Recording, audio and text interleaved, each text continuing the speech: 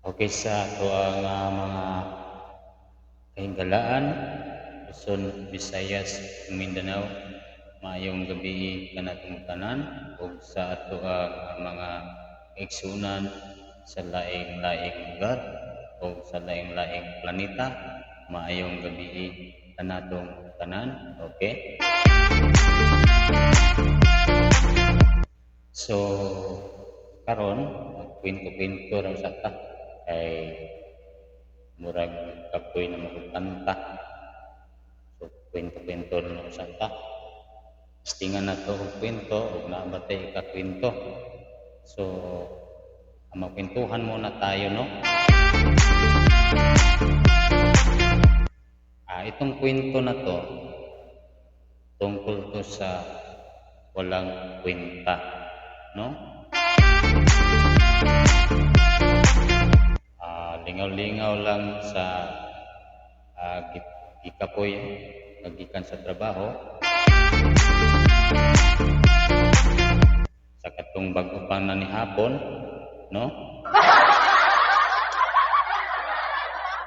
Maglingaw-lingaw sa karon kwento nga walang kwenta.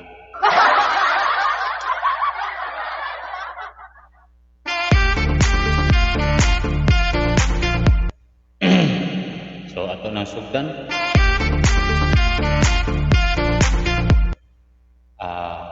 may usa ka manginginom. Ini siya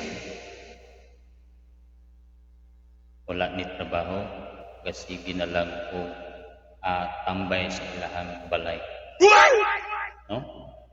So nagsige ni siya pangandoy mientras nagtambay ni siya sa ilahang balay ug kanus siya mudato. Pero wala ni siya trabaho. Nangandoy gi siya nga kanus na madagay ko ani mudato. Bisagwa ko'y trabaho. So karon pag-abot sa mga bandang alas 3 sa hapon, diduol ang iyang kumpare o nihapit sila ang balay. Unya gadala og kulako.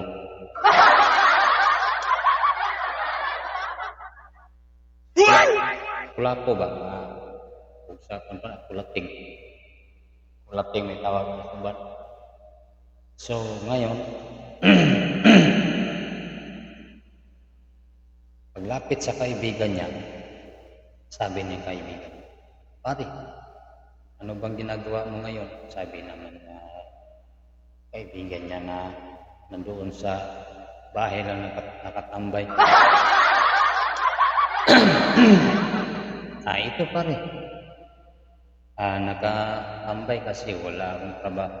Pero may pangarap ako pare nga gusto kong magyaman. Sabi naman kumpare niya, paano kaya yaman? Lagi ka lang nagkatambay sa bahay. Sabi naman kumpare niya, malay mo ba, balang araw magiging mayaman ako. Sabi naman kumpare niya, sige, una muna ako dahil inuutosan pa ako. Babalik na lang ako pag matapos na yung papagawa sa akin. So ngayon, umuwi yung kaibigan niya na dumaan sa bahay nila. Doon talaga na dinaanan siya dahil binigyan siya ng isang kulako.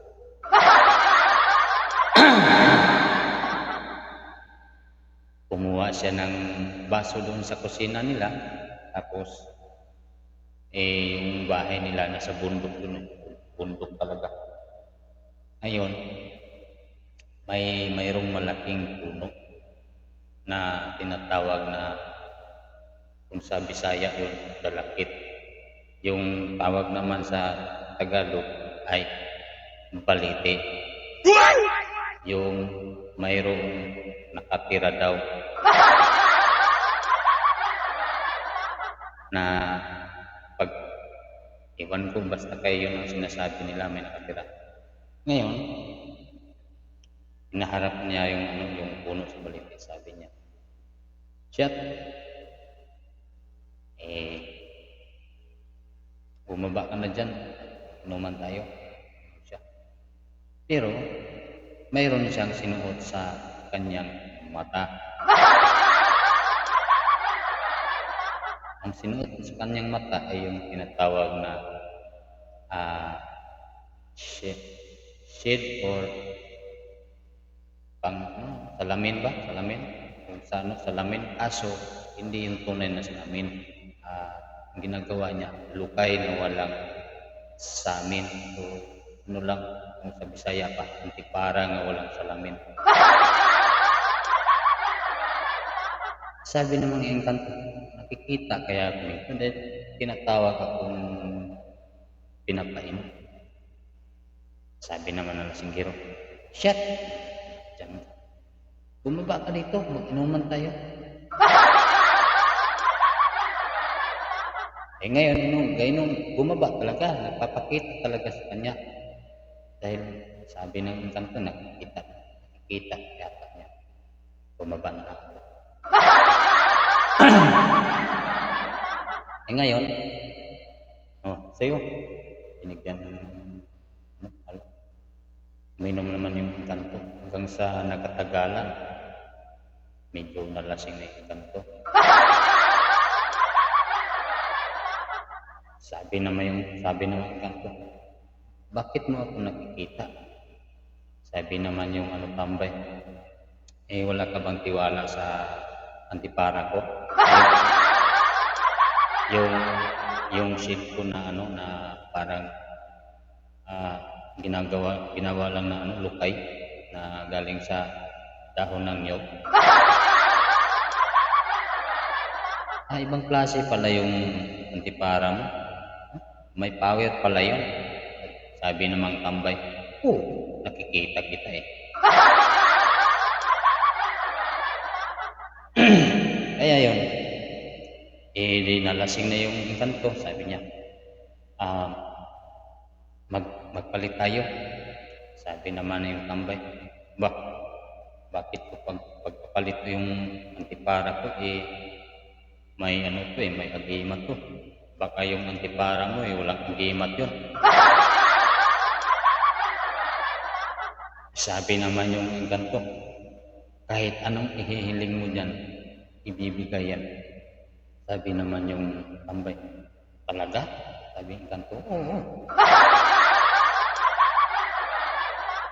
Sabi yung tambay, sige nga, subukan ko. Sabi niya, sige, umiling ka. Ngayon, umiling siya na, marami akong pera. Daming perang lumabas, sako-sako. Grabe. Unang buhat niya, 1 page, punong-puno. Yun. Tapos yung engkanto, palagi pa rin nagiinom ng kulapo. Pagkatapos nun, sabi ng tambay, "Mauuna muna ako sa'yo dahil mayroon pa akong bibilhin." Sabi niya may engkanto, sige, tatapusin ko lang to, babalik na ako dun sa amin. Sabi ng engkanto. Nung natapos uminom ng engkanto, lasing-lasing na siya. Sabi ng engkanto, subukan ko nga itong pinagpalit sa akin ng antipara galing sa tao kung kaano ka epektibo. Sabi na may engkanto, agimat ng antipara, ihatid mo ako sa aming planeta.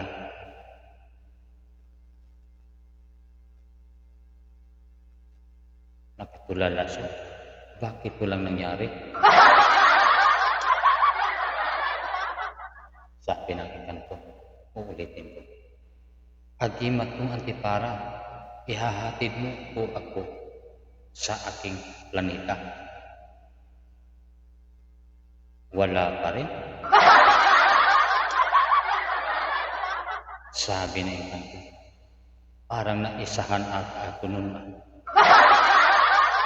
Kaya ngayon, hanggang ngayon, yung engkanto nandoon pa rin nakaupo sa puno ng balimbing dahil hindi na siya makabalik sa kanilang planeta kasi yung antipara niya pinagpalit niya sa ordinaryong tao na isang lasinggero. Ngayon, yung isang lasinggero natupad nga yung pangarap niya, nagiging mayaman siya, nagiging maraming pera, may kotse, lahat na kumpleto dahil ang dami na niyang pera, lahat gusto niyang mabili na. At dahil doon sa kanyang lukay na antipara. O dinhi nagtapos ang atong kwento nga walang kwenta. Thank you so much.